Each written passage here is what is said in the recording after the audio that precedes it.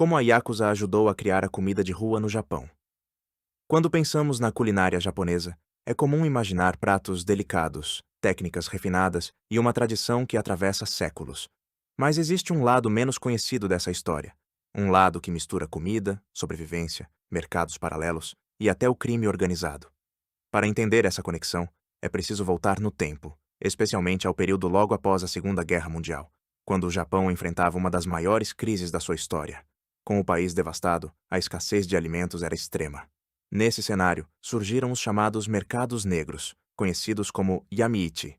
Esses mercados improvisados tomaram conta das cidades japonesas, oferecendo comida, ingredientes e produtos que não estavam disponíveis pelos meios oficiais. Era um sistema caótico, mas essencial para assegurar a sobrevivência de milhares de pessoas.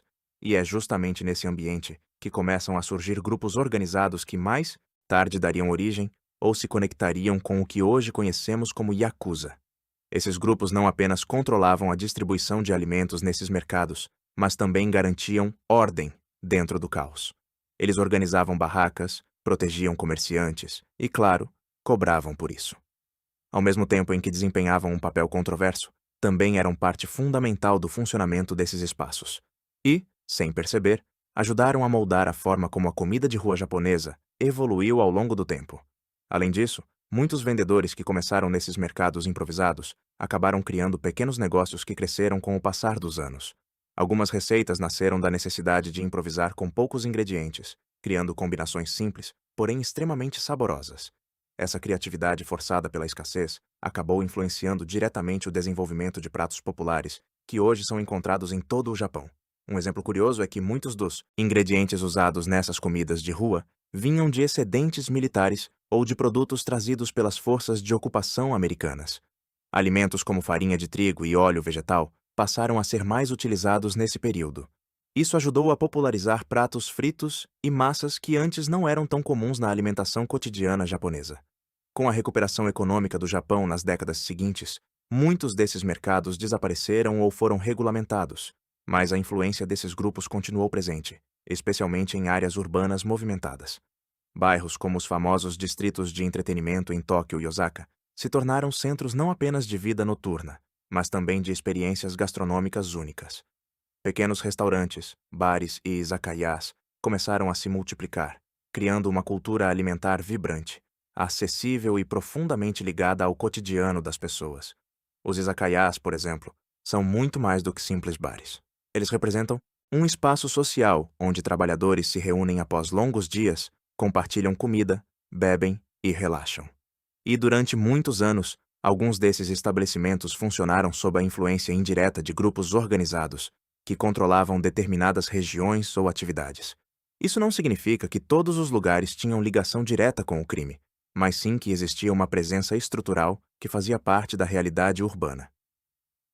Outro ponto interessante é como a comida de rua japonesa se desenvolveu nesses ambientes. Vielas estreitas repletas de pequenas barracas, conhecidas por vender ramen, yakitori e outros pratos populares, muitas vezes surgiram em áreas onde o controle era menos rígido, permitindo uma maior liberdade para comerciantes informais. Esses espaços se tornaram verdadeiros símbolos culturais, atraindo tanto moradores quanto turistas em busca de autenticidade. Essas barracas de comida de rua são chamadas de yatai. Elas são pequenas estruturas móveis, muitas vezes montadas à noite e desmontadas ao amanhecer. Durante décadas, os yatai foram fundamentais para alimentar trabalhadores, estudantes e pessoas que voltavam tarde para casa após longas jornadas de trabalho. Em cidades como Fukuoka, por exemplo, os yatai se tornaram uma atração turística famosa, com dezenas de barracas alinhadas ao longo das ruas, servindo ramen, tempura, oden e outros pratos simples, porém marcantes. E aqui entra uma curiosidade fascinante. Muitos dos pratos que hoje são considerados clássicos da culinária japonesa moderna ganharam popularidade justamente nesses contextos mais informais e improvisados. A necessidade de preparar refeições rápidas, baratas e saborosas levou à criação e adaptação de receitas que hoje fazem parte do imaginário global sobre o Japão. Pratos como o ramen, por exemplo, se espalharam rapidamente no pós-guerra, porque eram baratos, nutritivos e relativamente fáceis de preparar em grande quantidade. O mesmo aconteceu com o yakisoba, o okonomiyaki e diversos tipos de espetinhos grelhados. Muitos desses alimentos se tornaram símbolos da comida de rua justamente porque podiam ser preparados rapidamente em espaços pequenos. Ao mesmo tempo, a presença da Yakuza nesses cenários contribuiu para a organização e até mesmo para a estética de certas áreas. Luzes neon, ruas cheias de vida, uma mistura de tradição e modernidade. Tudo isso ajudou a construir a atmosfera única desses distritos gastronômicos. É um contraste interessante. De um lado, a beleza e a sofisticação da culinária japonesa. Do outro, uma história marcada por sobrevivência, adaptação e, em alguns casos, atividades à margem da lei. Mas existe um outro aspecto pouco comentado, que torna essa história ainda mais complexa. Apesar de serem organizações associadas ao crime, grupos ligados à Yakuza também ficaram conhecidos, em alguns momentos, por prestar ajuda em situações de emergência. Um exemplo marcante ocorreu após grandes desastres naturais no Japão, como o tsunami de 2011. Enquanto o país enfrentava destruição em larga escala, alguns desses grupos organizaram rapidamente a distribuição de alimentos, água e suprimentos básicos para comunidades afetadas. Relatos indicam que caminhões com mantimentos chegaram a regiões isoladas antes mesmo de algumas respostas oficiais conseguirem alcançar todos os locais. Essa atuação não transforma essas organizações em algo positivo, mas revela uma realidade complexa. Em certos contextos, eles também desempenharam papéis de apoio social, especialmente em momentos de crise extrema. Essa relação com a comida, inclusive em situações de emergência, reforça como a alimentação sempre esteve no centro das dinâmicas sociais. Distribuir comida, organizar recursos e garantir acesso a necessidades básicas são formas de influência e poder, algo que esses grupos entenderam muito bem ao longo da história. Outro detalhe curioso é que muitos membros desses grupos cresceram em bairros populares, onde a comida de rua era parte do cotidiano. Isso significa que havia também uma conexão cultural e emocional com esses ambientes. Pequenos restaurantes familiares, barracas noturnas e mercados de bairro eram locais onde diferentes camadas da sociedade se encontravam. Em alguns distritos de entretenimento, inclusive, restaurantes e bares precisavam pagar taxas informais para operar com tranquilidade durante décadas. Em troca, recebiam proteção contra outros grupos ou conflitos locais. Embora essa prática seja ilegal e tenha sido combatida pelo governo japonês ao longo dos anos, ela fez parte da realidade de várias regiões durante grande parte do século XX. Ainda hoje, embora com muito menos visibilidade e sob forte pressão das leis japonesas, existem relatos de que membros dessas organizações mantêm algum nível de envolvimento comunitário em determinadas regiões, seja por tradição, estratégia ou tentativa de melhorar sua imagem pública. Essas ações fazem parte de um cenário que não é simples de classificar.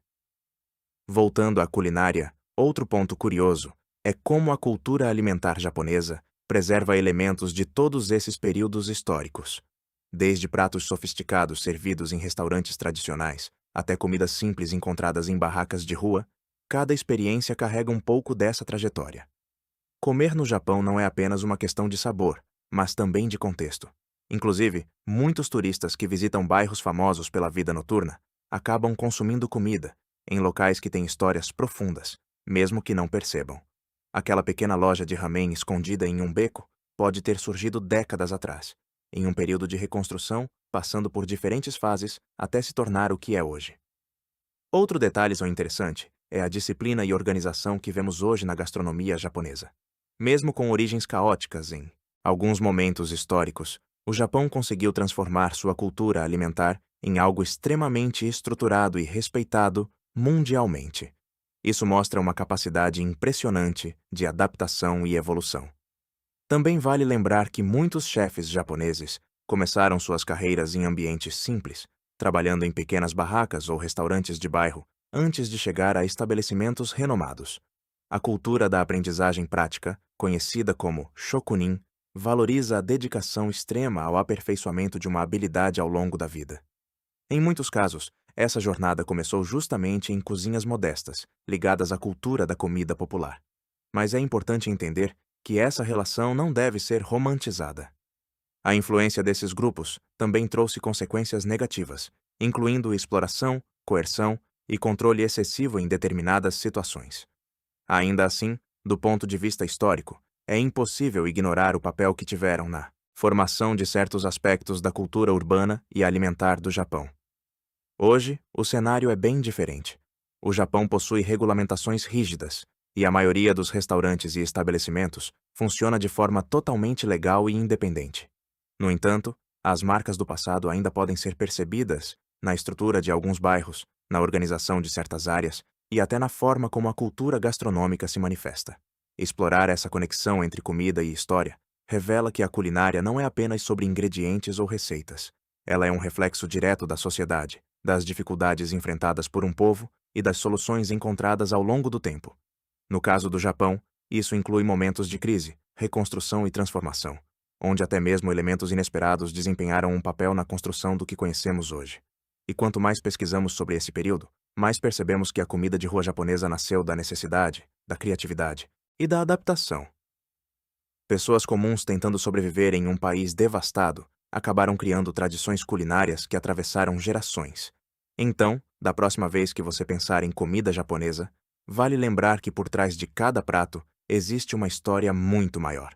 Uma história que vai além da estética e do sabor, e que envolve cultura, economia, sobrevivência e até mesmo capítulos mais sombrios que ajudaram a moldar essa rica tradição gastronômica.